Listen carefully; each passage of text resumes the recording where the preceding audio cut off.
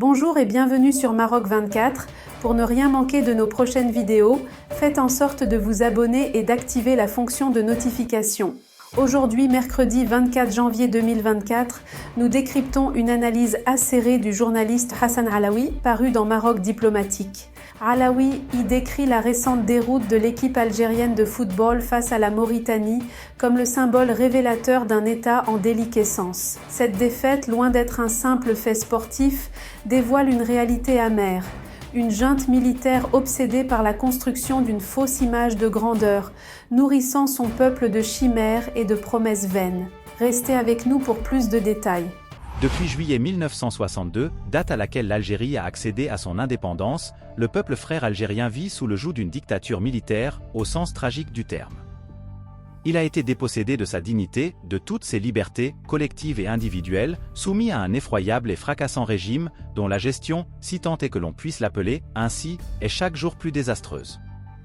Le camouflet de l'équipe de football, tenante du titre de championne du continent, ravage désormais ce pays, connu pour la qualité de ses équipes pendant des années.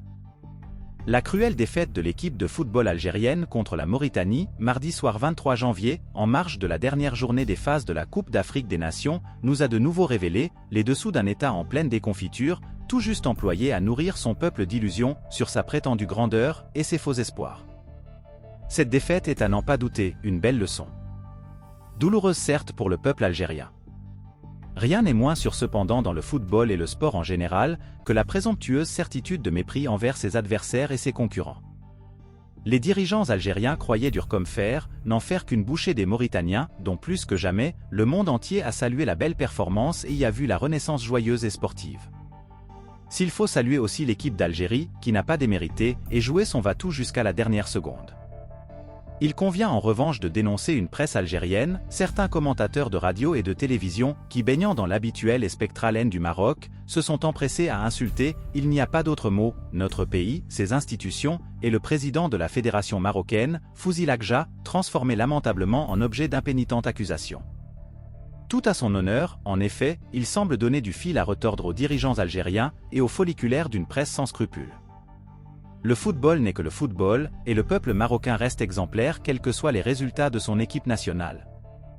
Il est nourri de fair-play et se conforme à l'éthique qui est au principe même de la fraternité et du respect.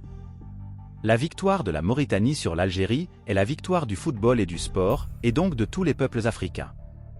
Vouloir la politiser relève d'un vulgaire populisme, voire d'une propension dangereuse à réveiller un ultranationalisme qui n'a pas sa place chez nous.